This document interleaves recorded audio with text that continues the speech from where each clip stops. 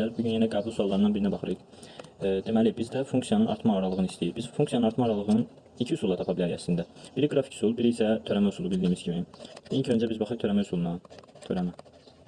Törəmə usulunda biz belə bir şərt qoyuruq. F(x) böyükdür, bərabərdir 0 olduqda artma aralığı tapırıq. Azalma olsaydı əgər kiçikdir, bərabər yazardıq. Biz funksiyamızın törəməsini alayaq. Böyləcə x kvadratı çıxılsın 2x plus 1 törəməsi böyükdür, bərabərdir 0 əlbəttə. Törəmə alanda 2x çıxılsın 2 böyükdür, bərabərdir 0 qalır. Buradan isə alınır x minus 1. Hər tərəfi 2-yə bölsək, belə yazaq, daha aydın olsun. X minus 1 böyükdür, bərabər 0 və x də böyükdür, bərabər nədir? 1. Cavabımız olur əslində C variantı. Digər tərəfdən ikinci variantla biz baxırıq ki, əgər funksiyamız deməli kvadratik funksiyadırsa, onun əvvəlcə A əmsalına baxırıq, yəni birinci əmsal.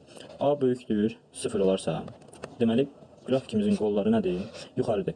Qollar yuxarıdırsa, biz artma aralığını tapmaq üçün həmişə təpə nöqtəsindən müsbət sonsuzluğa tərəf götürürük. Təpə nöqtəsinin tapılmasının üsulları var, biz bildiyimiz kimi. O da törəməyə əsaslanan düsturdur, amma ki, sabit düstur kimi yadda saxlamaq olar. x0, əgər təpə nöqtəsinin x koordinatıdırsa, x0 bərabərdir, mənfi b bölünsün 2a artıq düsturu hər kəs bilir. Bərabərdir, mənfi b, yəni mənfi 2 bölünsün 2 vurulsun, a-mız da 1 olduğu üçün olacaq 2 bölünsün 2. O da bərabərdir 1. Yəni ki, biz götürəcəyik ki, 1 müsbət sonsuzluq. Ki, hansı aralıqdır? Təpə nöqtəsindən sağa doğru, müsbət istiqamətə doğru. Cavabımız olacaq C.